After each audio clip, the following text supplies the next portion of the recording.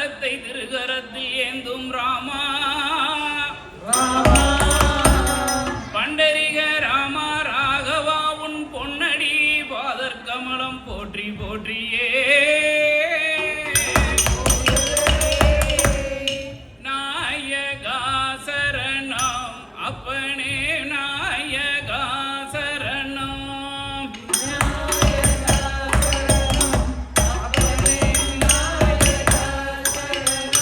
ஓடிடும் பெருச்சாலி வாகனம் மீதிலேறி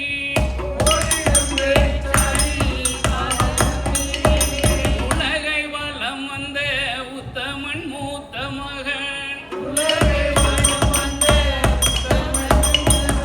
கஜமுக பிள்ளையாரே கதைக்கு வந்து அமர வேண்டும்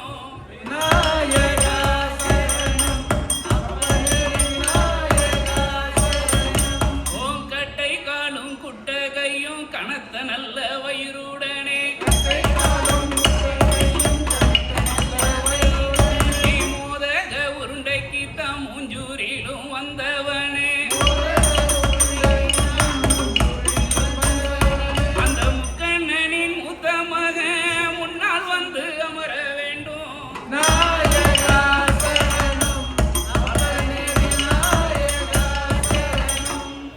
சபையோர்களே பெரியோர்களே சபை நிறைந்த தாய்மார்களே ஆமா அதாவது இன்னைக்கு ஒரு மணி நேரமாவது பாடலாம் நினைச்சு வந்தோம் 6:30 மணிக்கு உங்க ஸ்லாட் 5:30 மணிக்கெல்லாம் வந்துருங்கன்னு சொன்னாங்க ஒருத்தர் ஜே தோசை கடையில 2 லேபரை வேற ரெடி பண்ணணும் இன்னொரு பையன் சொன்னா என் மகன் பேஸ்கெட் பால் 5:30 மணிக்கு என்னால் முடியாது ஒரு 5:45 வரவான்னா நல்லா இருப்பேன் 5:45 வந்துருந்தேன் இப்போ சொன்னா தலைவரை மணி 9:45 வீட்டுக்கு போயிடலாமான்னா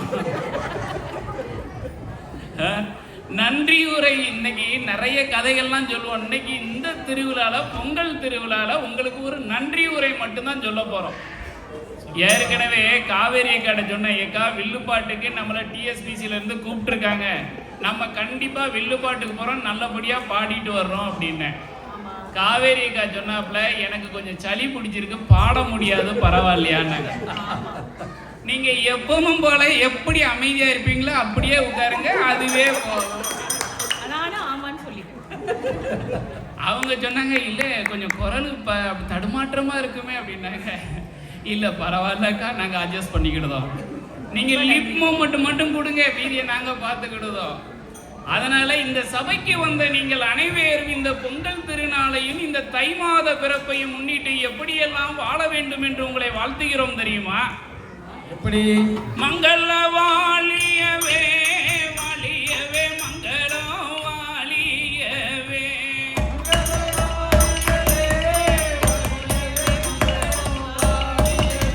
மங்கள வாழியவே வாழியவே மங்களம் வாழியவே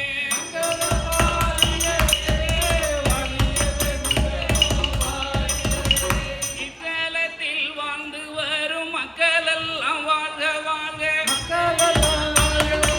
உழவர்களும் வாழ்க வாழ்க உழுதவரும் வாழ்க வாழ்க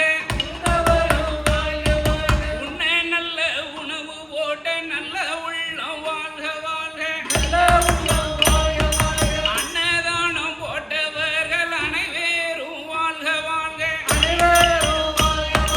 பொங்கலிட்டு குலவை போட்ட பெண்கள் எல்லாம் வாழ்க வாழ்க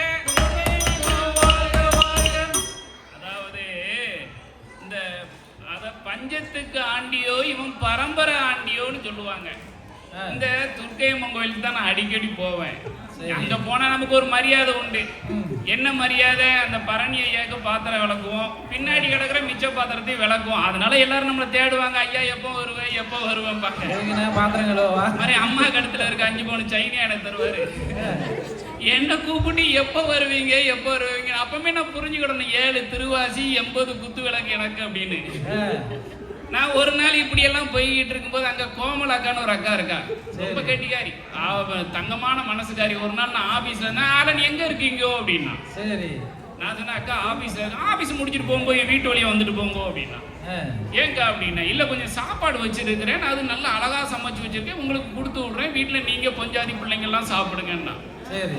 அப்ப நான் நினைச்சுக்கிட்டேன், சரி இன்னைக்கு நல்லா அருமையான ஒரு ஸ்ரீலங்கா சாப்பாடை சாப்பிட வேண்டியதான். நம்ம இந்தியாலேயே பிறந்து திருநெல்வேலியிலேயே நம்ம அம்மா கையினால சாப்பிட்டு 40 வருஷம் நாக்கு செத்து போச்சு. இன்னைக்கு ஒரு புது சாப்பாடை சாப்பிட்டுருவோம் அப்படின்னு சொல்லி நான் போய் சாப்பாடுலாம் வாங்கி அருமை சூப்பரா இருந்து நல்லா வச்சு சாப்பிட்டு விளாசி முடிச்சாச்சு. நல்ல மரக்கறி எல்லாம் வச்சு. ஆமா, மரக்கறி சோதி என்னெல்லாமோ பேர் சொன்னா உங்களுக்கு தெரியாது. நமக்கு என்ன பேர் தெரியும், நம்ம ருசியா இருந்தா சாப்பிட்டுருவோம், அவ்வளவுதான். அதை சாப்பிட்டுட்டு முடிஞ்சிட்டு சந்தோஷக்கா நன்றிக்கான்னு சொல்லிட்டேன். ஒரு வாரம் கழிச்சுட்டு நான் துர்க்கையம்மன் கோயிலுக்கு நம்ம சுப்பிரமணிய ஐயா ஒரு சின்ன ஹெல்ப் பண்ணணும்டா வாடாம்பாரு. அதாவது என் வீட்டுல எங்க அம்மா அப்பா வச்ச பேரு ஆறுமுகம், கனடா வந்து நான் ஆலன்னு மாத்திக்கிட்டேன். அந்த சுப்பிரமணிய ஐயா எனக்கு வச்ச பேரு அப்பன். அப்பன் எங்க இருக்க அப்படிம்பாரு. உங்க பக்கத்துல தான் நிக்க அப்படிமே. ஸோ அது அவர் ஒய்ஃபு கலையரசியம்மா உட்காந்து கொஞ்ச நேரம் பேசிக்கிட்டு இருக்கும்போது நான் சொன்னேன், கோமலாக்கா அந்த நேரம் பார்த்து வந்துட்டான். கோமலாக்கா அன்னைக்கு நீங்க கொடுத்த சாப்பாடு சூப்பர் அப்படின்னேன். உடனே கலையரசியம்மா சொன்னா, நீங்க எப்போ சாப்பாடு கொடுத்தீங்கோ இருக்கு அப்படின்னு. இல்லை அன்னைக்கு கோயில்ல ஏதோ தைப்பூசமோ எதுமோன்னு சொல்லி சாப்பாடு ஒரு 6 பேருக்கு பண்ணானா, என்னை கூப்பிட்டா கொடுத்தா அப்படின்னேன். உடனே இந்த கோமலா சொல்லுவா பக்கத்துல இருந்துக்கிட்டு, அது உடனே கலையரசி அம்மா சொன்னாங்க, கோமலா இந்த வேலை பண்ணாதீங்க, இந்த கோயில்ல சாப்பாடு யாருக்கும் கொடுக்க கூடாது தெரியுமோ இல்லையோ அப்படின்னா. உடனே அவங்க இல்லக்கா அன்னைக்கு 6 ஆண்டி பண்டாரத்துக்கு சாப்பாடு போடணும். அடியே கும்பல பண்ண மாதிரி ஒரு ஆளை நான் உலகத்துல பார்க்கல. 6 ஆண்டி பண்டாரத்துக்கு சாப்பாடு போடணும். 5 பேர் கிடைச்சிட்டான், ஒருத்தன் கிடைக்கல. ஆளனை வர சொன்னான். முந்தா நாள் நிர்மலா கூப்பிட்டா, ஆளன் ஒரு 5 பேருக்கு சாப்பாடு நையா தாயே உனக்கு கும்பிடு. மறுநாள் நிர்மலாவுக்கு போன் பண்ண அந்த சாப்பாடை நம்ம ஹேஸ்டிங் சீட்ல கொண்டு எல்லாருக்கும் கொடுத்தேன்னா. இப்ப நான் புரிஞ்சுக்கிட்டேன், இவ்வளவு பூரா வரையும் என்ன பண்டார லிஸ்ட்ல தான் வச்சிருக்கேன். அதுதான் இவன் பஞ்சத்துக்கு ஆண்டியோ இவன் பரம்பரை ஆண்டியோ. அதான் கலை நிகழ்ச்சி நடத்தி வரும் சங்கத்தினர் வாழ்க வாழ்க. காண வந்த மக்கள் எல்லாம் கடவுள் போல வாழ்க வாழ்க. ஆடினவரும் வாழ வேண்டும், பாட்டு பாடினவரும் வாழ வேண்டும்,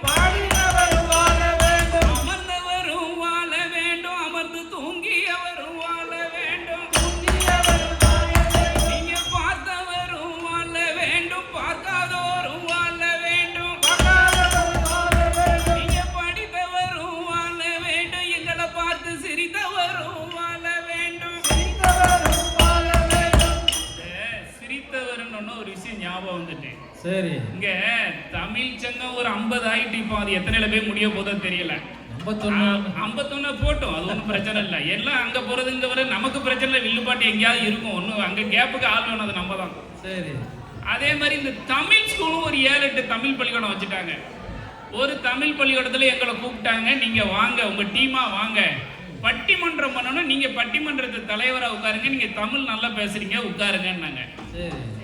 சரி பட்டிமன்றம் வச்சிருவோம், எப்பவும் போல தான் நீங்க சொன்ன மாதிரி தான் 6:30 மணி. அதே மாதிரி நாங்க அது எப்பவும் போல ஒரு 11 மணிக்கு வந்தது பட்டிமன்றம். இப்ப இந்த பட்டிமன்றம் வர்றதுக்கு முன்னாடி ஒரு 200 பேர் இருந்தாங்க. பட்டிமன்றம் வந்ததுக்கு அப்புறம் ஒரு 20 பேர் தான் இருந்தாங்க. அது உங்க ஃபேமிலியானா? என் ஃபேமிலி மட்டும் இல்ல, என் பின்னாடி இருந்த இந்த 3 பேர் ஃபேமிலி, இந்த 3 பேர் நாங்க ஒரு 18 பேர். அந்த நிகழ்ச்சி நடத்தின அந்த அம்மா ஒண்ணு, அந்த அம்மாவோட புருஷன் ஒண்ணு, 20 பேர். இப்போ இந்த 20 பேர் மட்டும் தானே நின்றுக்கிட்டு இருந்தோம். அந்த அம்மா சும்மா தானே இருக்கணும், நிகழ்ச்சி நடத்திக்கிட்டு இருக்கா. ஒவ்வொரு சேரா எடுத்துக்கிட்டே வந்தான். இப்போ நான் பட்டிமன்றம் பேசவா வேண்டாமான்னு தெரியல.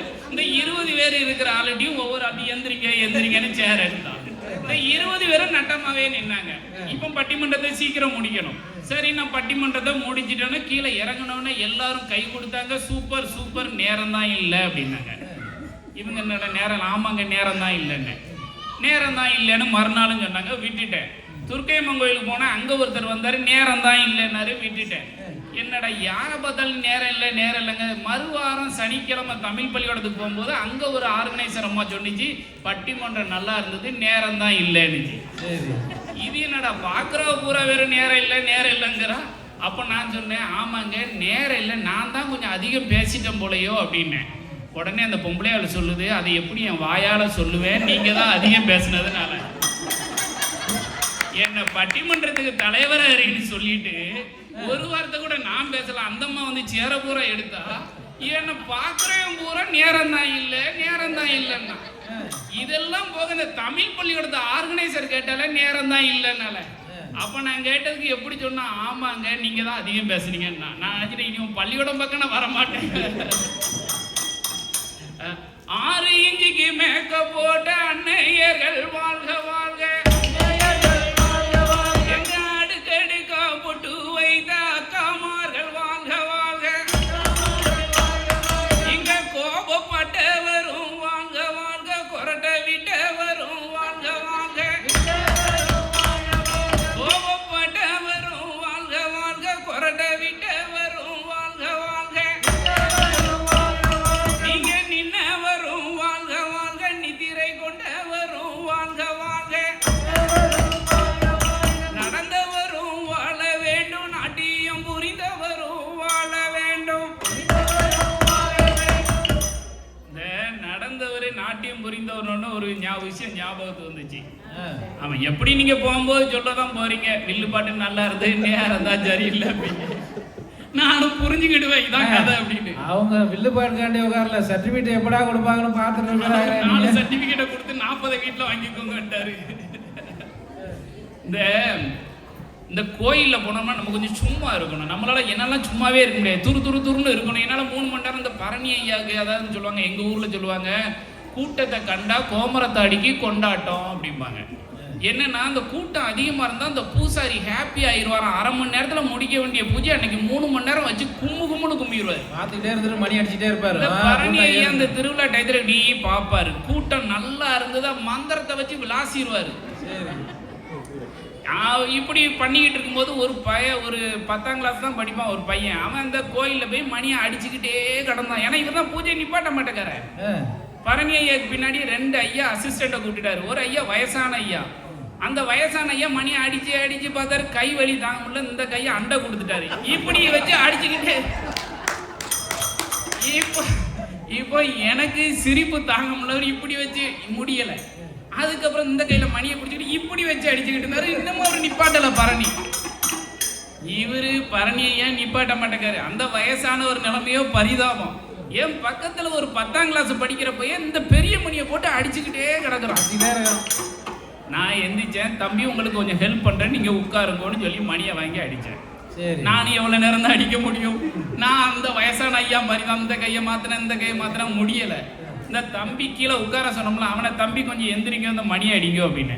அவன் சொன்னான், பரவாயில்ல நீங்களே அடிங்கோ அப்படின்னு. இந்த உலகத்துல என்ன சொன்ன ஒரே ஆள் அவன் தான். பரவாயில்ல நீங்களே அடிங்க.